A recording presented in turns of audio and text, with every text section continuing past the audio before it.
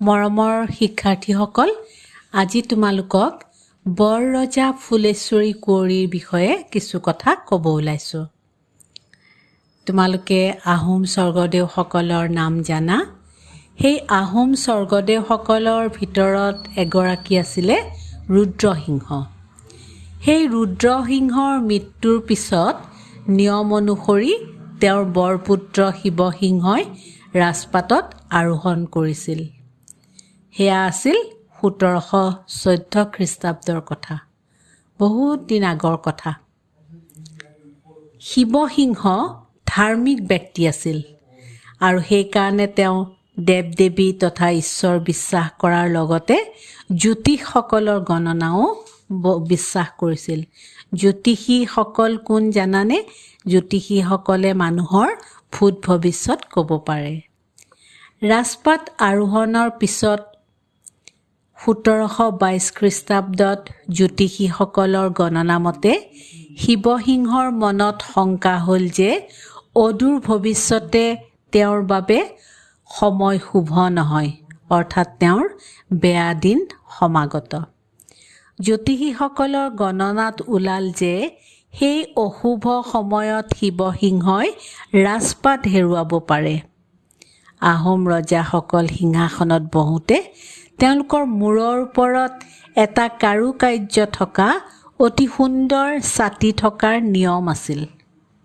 তোমালোকে এটা কথা জানা নিশ্চয় যে ছাতিক ছত্ৰ বুলিও কোৱা হয়।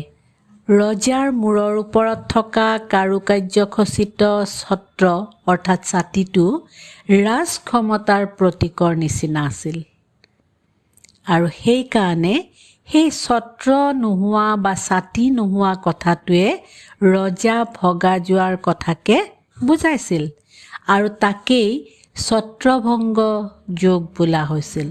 তোমালোকক কেতিয়াবা সুধিব পাৰে যে ছত্ৰভংগ যোগ কি? তেতিয়া তোমালোকে এই কথাখিনি লিখিব লাগিব। সেই গণনাৰ বিচাৰ শুনি শিৱসিংহ অতি চিন্তিত হ'ল। তেওঁ বিপদৰ পৰা উদ্ধাৰ পাবলৈ উপায় উলিয়াবলৈ ধৰিলে।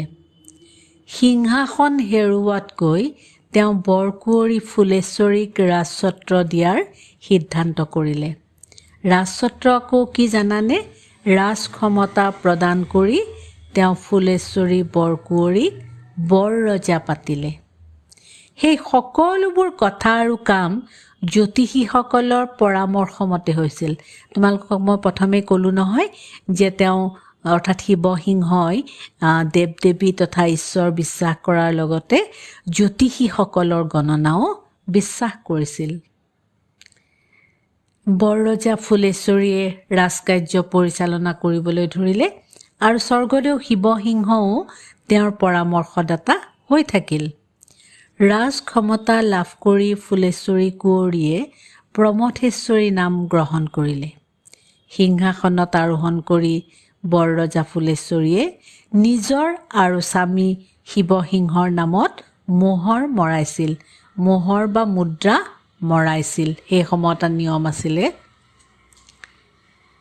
বৰৰজাৰ ৰাজত্বৰ সময়ত অসমত শ্ৰীমন্ত শংকৰদেৱে প্ৰচাৰ কৰা একশৰণ নাম ধৰ্ম অৰ্থাৎ বৈষ্ণৱ ধৰ্মৰ শক্তি বৃদ্ধি হ'বলৈ ধৰিছিল।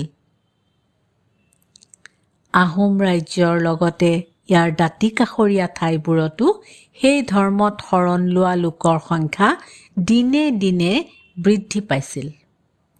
উল্লেখযোগ্য, আহোম স্বৰ্গদেউ গদাধৰ সিংহৰ ৰাজত্বকালত বৈষ্ণৱ ধৰ্মাৱলম্বী গোসাঁই মহন্তৰ তেওঁৰ শিষ্যসকলৰ ওপৰত ৰজাঘৰীয়া অত্যাচাৰ চলিছিল।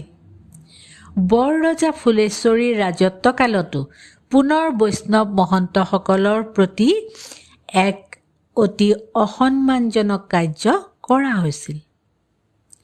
স্বৰ্গদেউ শিৱসিংহ আৰু বৰৰজা ফুলেশ্বৰী দুয়ো দুৰ্গা দেৱীৰ পৰম ভক্ত আছিল। এবাৰ কি হ'ল জানা? ৰজা ঘৰত অনুষ্ঠিত হোৱা দুৰ্গা পূজালৈ বৈষ্ণৱ গোসাঁই মহন্ত সকলোকে নিমন্ত্ৰণ কৰা হ'ল। পূজাৰ নিয়ম অনুসৰি ছাগলী মহ আদি বলি দিয়া হৈছিল। সেই সময়ত সেই প্ৰথাটো আছিলে যে জীৱ জন্তুক বলি দিয়া হয় আৰু সেইটোক বলি প্ৰথা বুলি কোৱা হৈছিল। ফুলেশ্বৰীৰ আদেশ মতে পূজালৈ অহা বৈষ্ণৱ মহন্ত সকলোকে বলি দিয়া জন্তুৰ তেজৰ ফোট দিয়া হ'ল। পূজাৰ সেন্দুৰ চন্দনৰ ফোট দিয়া হ'ল। পূজাৰ প্ৰসাদ খাবলৈ দুৰ্গা দেৱীৰ প্ৰতিমাৰ সন্মুখত আঁঠু লৈ সেৱা কৰিবলৈও সেই অতিথিসকলক বাধ্য কৰোৱা হ'ল। পূজালৈ অহা বৈষ্ণৱ মহন্তসকলৰ মাজত বৈষ্ণৱ ধৰ্ম গ্ৰহণ কৰা মোৱামৰীয়া সম্প্ৰদায়ৰ মানুহো আছিল। বৰ ৰজাৰ সেই কামে বৈষ্ণৱ ধৰ্মাৱলম্বী গোসাঁই মহন্তসকলৰ মনত তীব্ৰ আঘাত দিছিল। তেওঁলোকে ভাবিছিল যে ৰজা ৰাণী দুয়ো অভিসন্ধি কৰিয়েই সেইদৰে তেওঁলোকৰ ধৰ্ম আৰু বিশ্বাসক অপমান কৰিছিল।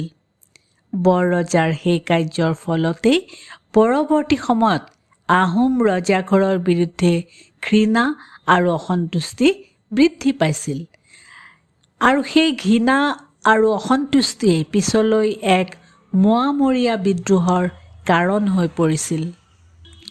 বৈষ্ণৱ মহন্তসকলৰ প্ৰতি অন্যায় আৰু বিবেচনাহীন কাৰ্য কৰিলেও বৰ ৰজা ফুলেশ্বৰীৰ ৰাজত্বকালত কেইবাটাও অতি উল্লেখযোগ্য কাম হৈছিল। ৰাজ ক্ষমতা লাভ কৰি তেওঁ বিদ্যা শিক্ষা লাভৰ সুবিধাৰ বাবে ৰাজ্যত কেইবাখনো টোল অৰ্থাৎ পঢ়াশালী স্থাপন কৰিছিল। ৰংপুৰত ফুলেশ্বৰীয়ে প্ৰতিষ্ঠা কৰা পঢ়াশালীখন বৰ ৰজাৰ পঢ়াশালী নামেৰে জনাজাত হৈ পৰিছিল। কবিৰাজ চক্ৰৱৰ্তী নামৰ পণ্ডিতজনক শকুন্তলা নামৰ নাটকখন অসমীয়া পদ্যলৈ ভাঙনি কৰিবলৈ বৰ ৰজা আৰু শিৱসিংহ দুয়োজনেই পৃষ্ঠপোষকতা আগবঢ়াইছিল। আহোম ৰাজবংশৰ শাসনকালত মহিলাই ৰাজকাৰ্য পৰিচালনা কৰা উদাহৰণ বেছিকৈ পোৱা নাযায়। মধ্যযুগৰ ইতিহাসত কেৱল অসমতে নহয় সমগ্ৰ ভাৰততে দেশ শাসন কৰা মহিলাৰ সংখ্যা নিচেই নগণ্য আছিল। সেইফালৰ পৰা বৰ ৰজা ফুলেশ্বৰীৰ ৰাজত্বকালক অসমৰ ইতিহাসৰ এক অতি আকৰ্ষণীয় অধ্যায় বুলি নিঃসন্দেহে আখ্যা দিব পৰা যায়।